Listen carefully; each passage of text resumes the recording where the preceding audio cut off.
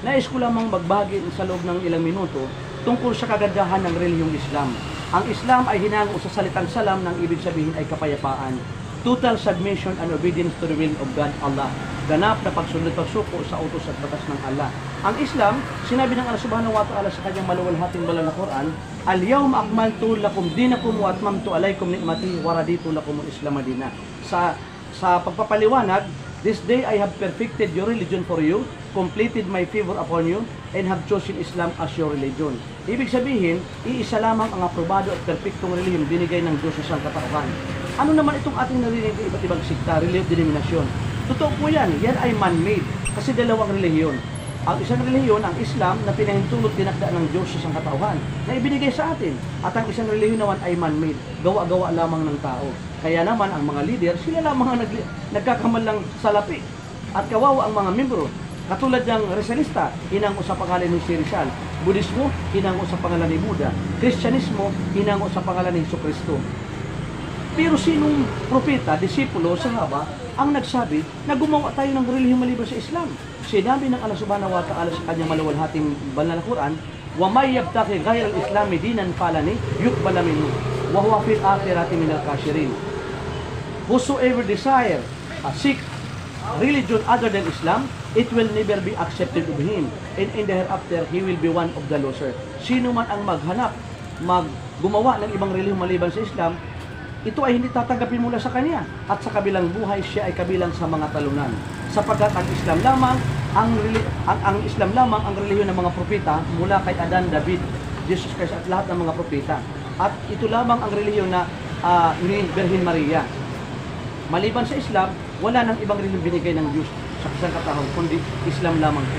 Ngayon, naranasan natin na mayroon tayong mga nakita na puntahan ng mga naglalamay. Ibig sabihin, ang mga tao ay pansamantala lamang. Tayo ay pansamantala lamang. Hindi talaga tayo taga rito. Sapagkat ang buhay na ito ay temporal. Ang tunay na buhay ay ang kabilang buhay. Wal akhiratu khairul laka minal ula. Sinabi ng Allah sa kanyang maluwalhating banal na Quran, kullu nafsin da'iqatul maut. Lahat ng mabuhay makakatikim, makakaranas ng kamatayan. Inna lillahi wa inna ilaihi raji'un. Ang Allah ang namamahala sa atin at sa kanya tayo ay magsusipagbalikan. Wa inna illa rabbina lamunqalibun. Talaga sa Panginoon tayo ay magbabalik. Kapatid, kahapon lumipas na. Mamaya bukas hindi natin alam ang mangyayari. Ito ang bagong araw na pinahintulutan ng Diyos, ng Allah, ng ating Panginoon na mabuhay tayo mula sa pagtulong upang magkaroon tayo ng kaalaman tungkol sa kabilang buhay.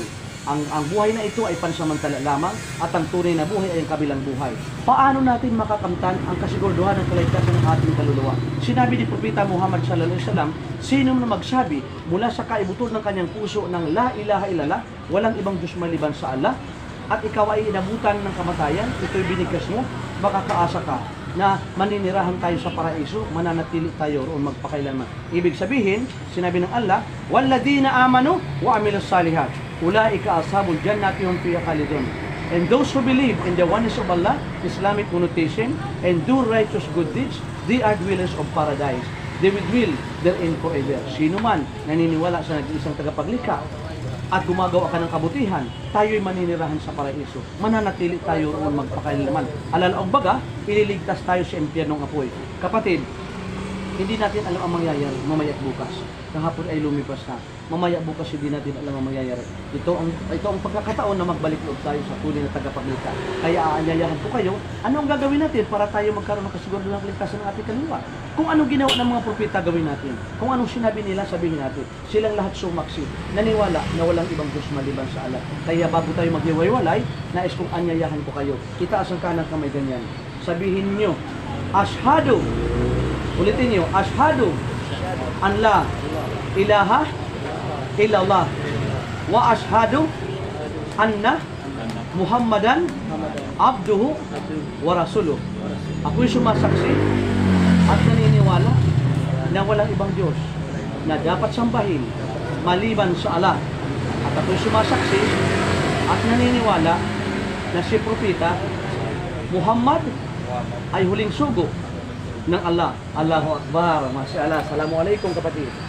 Waalaikumsalam. Assalamualaikum. Waalaikumsalam. Assalamualaikum. Kapatid, ang ginawa natin, ito ay pagdideklara, pagsaksi.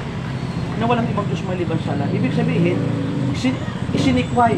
Hindi na tayo haharap sa mga kahoy, ribulto, larawan, o hindi na tayo tatawag ng mga santo-santa. Sapagkat silang lahat ay dilika lamang ng Diyos. Silang lahat ay humihingi ng tulong at kalinga. Ang dapat natin pag-upulan ng pagsamba, yung sinabi ng Allah sa kanyang salita. Bismillahirrahmanirrahim. Kul huwallahu ahad, Allahus samad. Lam yalid wa lam yulad, wa lam yakul lahu kufuwan ahad. Sa ating wika, sa ngalan ng Allah, ang pinakamabagin, ang pinakamawain, ipahayag siya ang Allah, ang ganap, sandigan ng lahat. Hindi siya nagkaanak, hindi siya ipinanganak. Ang Allah, ang Rab ng ating Panginoon ay hindi katulad ng kawagin sa kanyang nilikha. Kaya yun ang dapat natin pagpupulan ng pagsamba. Payo ko sa aking sarili at sa inyo, mula ngayon hanggang sa huling hibla ng ating buhay, tayo sumunod tumalima sa utos sa batas ng Allah sa pamamaraan ng Propeta Muhammad sallallahu alaihi wasallam nang sa ganung tayo ay magtagumpay dito sa mundo tungo sa kabilang buhay.